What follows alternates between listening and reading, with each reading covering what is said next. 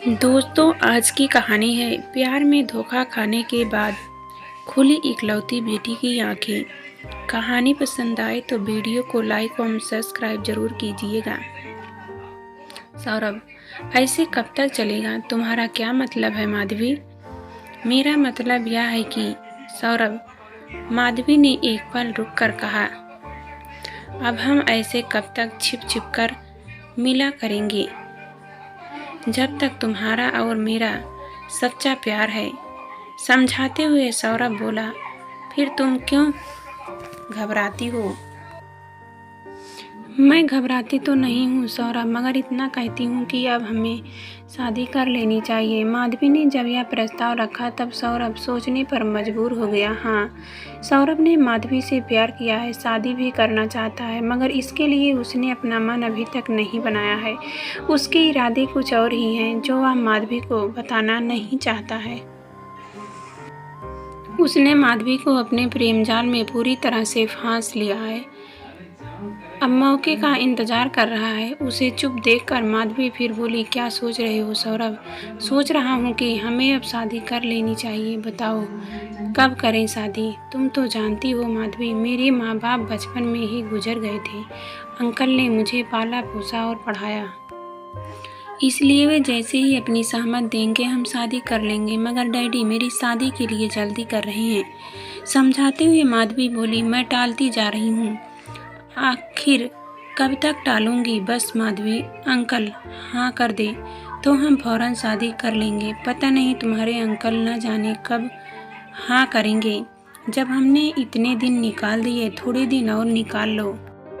मुझे पक्का यकीन है कि अंकल जल्दी ही हमारी शादी की सहमत दे देंगे। कहकर सौरभ ने विश्वास जताया, मगर माधवी को उसके इस विश्वास पर यकीन नहीं हुआ।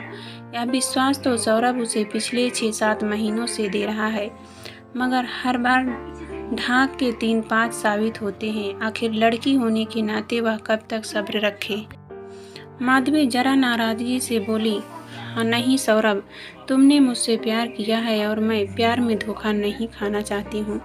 आज मैं अपना फैसला सुनाना चाहती हूँ कि तुम मुझसे शादी करोगे या नहीं। देखो माधवी, मैंने तो तुमसे उतना ही प्यार किया है जितना कि तुमने मुझसे किया है। समझाते हुए सौरभ बोला, मगर तुम मेरे हालात को क्यों नहीं समझ रही हो? मगर मेरे हालात को तुम क्यों नहीं समझ रहे हो सौरभ? तुम लड़के हो, मैं एक लड़की हूँ। मुझ पर माँ बाप का कितना दबाव है या तुम नहीं समझोगे। एक बार फिर माधवी समझाते हुए बोली, कितना परेशान कर रहे हैं वे शादी के लिए, यह तुम नहीं समझोगे। अपने पिता को जोर देकर क्यों नहीं कह देती हो कि मैंने शादी के लिए लड़का देख लिया है? सौरभ बोला, बस यही तो मैं नहीं कर सकती हूँ सौरभ। तुम समझने की कोशिश क्यों नहीं कर रहे हो?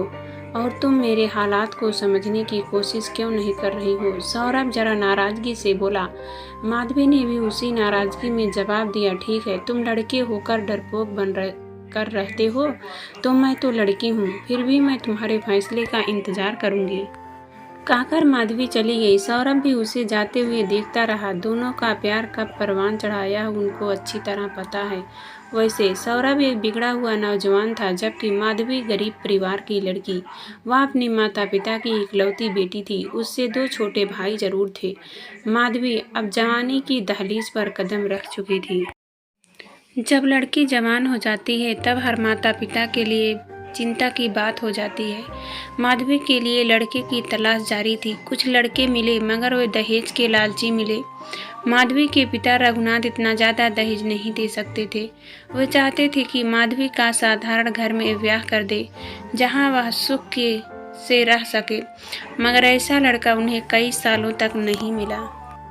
माधवी सौरभ से शादी करना चाहती थी। वह बिना सोचे समझे उसे अपना दिल दे बैठी थी। इन 6-7 महीनों में वह सौरभ के बहुत करीब आ गई थी, मगर उसे समझ नहीं पाई। उसने उस पर प्यार भी खूब जताया, जरूरत की चीज़ें भी उसे खरीद के दी, मगर इसकी हवा अपने माँ बाप तक को नहीं लगने दी। इसके लिए उसने 2-3 ट्यूशनें भी कर रखी थी, ताकि माँ बाप को यह एहसास हो कि वह ट्यूशन के पैसों से चीज़ें खरीद कर ला रही है। जब भी सौरभ का फ़ोन आता वह फ़ौरन उससे मिलने चली जाती। तब घंटे बातें करती, शादी के बाद क्या क्या करना है, सपनों के महल बनाती। मगर कभी कभी यह भी सोचती कि यह सब फिल्मों में होता है, असली ज़िंदगी में यह सब नहीं चलता है। मगर जब भी वह उससे शादी की बात करती वह अंकल का बहाना बनाकर टाल देता। आखिर ये अंकल थे कौन, उसका जवाब उसके पास नहीं था। तभी माधवी को एहसास हुआ कि कोई उसके पीछे पीछे बहुत देर से चला आ रहा है। उसने पीछे मुड़कर देखा तो एक बूढ़ा आदमी था। माधवी ने ऊपर से नीचे तक घूरा, फिर गुस्से से बोली, आप मेरे पीछे पीछे क्यों चल रहे हो? मैं जानना चाहती हूँ बेटी, जिस लड़के को तुमने छोड़ा है उसके बारे में क्या जानती हो? उस बूढ़े ने यह सवाल पूछकर चौंका दिया। माधवी पल भर के लिए यह सोचती रही, यह आदमी कौन है और यह सवाल क्यों पूछ रहा है। कुछ देर तक माधवी कुछ जवाब नहीं दे सकी। तब उस बूढ़े ने फिर पूछा, तुमने जवाब नहीं दिया बेटी, मगर आप यह क्यों पूछना चाहते हैं? बाबा, इसलिए बेटी कि तुम्हारी ज़िंदगी बर्बाद न हो जाए। क्या मतलब है आपका? वह मेरा प्रेमी है और जल्द ही हम शादी करने जा रहे हैं बेटी। मैंने तुम्हारी सारी बातें सुन ली थी। आड़ में रहकर वह बूढ़ा आदमी जरा खुलकर बोला, जैसे ही तुम वहाँ से चली थी तभी से मैं तुम्हारे पीछे पीछे चला आ रहा हूँ। बेटी, जिस लड़के से तुम शादी करना चाहती हो वह ठीक नहीं है। यह आप कैसे कह सकते हैं? क्योंकि मैं उसका बाप हूँ। इस बुढ़ापे में झूठ बोलते हुए आपका शर्म नहीं आती? क्यों हमारे प्यार के बीच दुश्मन बनकर खड़े हो गए? झल्ला पड़ी माधवी। मुझे तो सौरभ ने बताया है कि उसके माँ बाप बचपन में ही गुजर गए। एक अंकल ने उन्हें पाला पोसा और आप उसके बाप बनकर कहाँ से टपक पड़े? माधवी गुस्से से बोली, तुझे कैसे यकीन दिलाऊं बेटी? उसके बूढ़े की बात में दर्द था। वह आगे बोला, मगर मैं सच कह रहा हूँ बेटी। सौरभ मेरा नालायक बेटा है जिसे मैंने अपनी जमीन जायदाद से भी कानूनन अलग कर दिया है। वह तुमसे शादी नहीं करेगा बेटी, बल्कि शादी के नाम पर तुम्हें कहीं ले जाकर किसी कोठे पर बेच देगा। सारे गैर कानूनी धंधे वह करता है। अफीम की तस्करी में वह जेल की हवा भी खा चुका है। तुमसे प्यार का नाटक करके तुम्हारे पिता को ब्लैकमेल करेगा। जिसे तुम प्यार समझ रही हो वह धोखा है। छोड़ दे उस नालायक का साथ। वही शादी कर बेटी जहाँ तेरे माता पिता चाहते हैं। एक बार फिर हाथ जोड़कर कह रहा हूँ कि बेटी छोड़ दे उसे। मैं तुझे बर्बादी के रास्ते से बचाना चाहता हूँ। इतना कहकर वह बूढ़ा रो पड़ा। माधवी को लगा कि कहीं बूढ़ा नाटक तो नहीं कर रहा है। इतने में वह बूढ़ा आगे बोला, बेटी तुझे विश्वास ना हो तो घर जाकर सारे सबूत मैं दिखा सकता हूँ। आप मेरे पिता समान हैं बाबा, झूठ नहीं बोलूँगे। मगर कहकर माधवी पल भर के लिए रुकी। तो वह बूढ़ा बोला, मगर बेटी ना तुम मुझे जानती हो और ना मैं तुझे जानता हूँ। मगर जब मैंने तुमको अपने नालायक बेटे के साथ देखा तब मैंने तुम्हें उसके चुंगल से छुड़ाने का सोच लिया। तभी से मैंने तुम्हारे घर आने की योजना बनाई थी ताकि तुम्हारे माँ बाप को सारी हकीकत बता सकूं। मेरा विश्वास करो, कहीं ऐसा ना हो कि तुम प्यार में धोखा खा जाओ। मैंने इसलिए पूछा था कि जिस लड़के से तुम प्यार करती हो उसे अच्छी तरह परख लिया होगा, मगर तुमने उसका केवल बाहरी रूप देखा है, भीतरी रूप नहीं समझ सकी। आप झूठ तो नहीं बोल रहे हैं बाबा? शायद आप मुझे अपनी बहू नहीं बनाना चाहते हैं। आपको भी दहेज वाली बहू चाहिए, इसलिए आप भी मेरे और सौरभ के बीच दीवार खड़ी करना चाहते हैं। माधवी ने यह सवाल पूछा तो अच्छे घराने की है। मैं तेरी जिंदगी बचाना चाहता हूँ।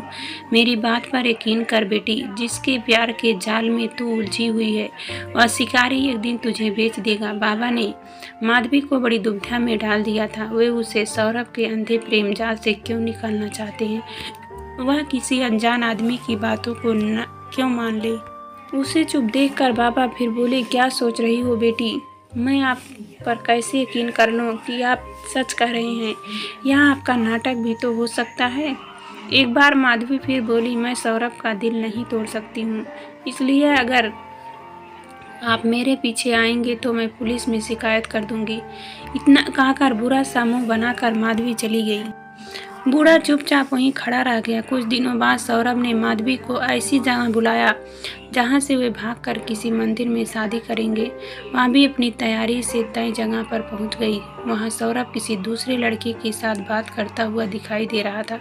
वह चुपचाप आड़ में रहकर सब सुनने लगी। वह लड़का सौरभ से कह रहा था, माधवी अभी तक नहीं आई, वह अभी आने वाली है। अरे इन 6-7 महीनों में मैंने उसे प्यार करके विश्वास जीता है। अब तो वह आंख मूंद कर मुझे चाहती है। शादी के बहाने उसे ले जाकर चंपाबाई के कोठे पर बेच आऊँगा। ठीक है, तुम अपनी योजना में कामयाब रहो, कहकर वह लड़का दीवार हाथ कर कूद गया। सौरभ बेचैनी से माधवी का इंतजार करने लगा। अब माधवी सौरभ की सच्चाई जान चुकी थी। इस समय उसे बाबा का चेहरा याद आ रहा था। बाबा ने जो कुछ कहा था सच था। अब सौरभ के प्रति उसे नफरत हो गई। सौरभ बेचैनी से टहल रहा था, मगर वह उससे नज़र बचाकर बाहर निकल गई। वह सचमुच आज अंधे मोड़ से निकल गई थी।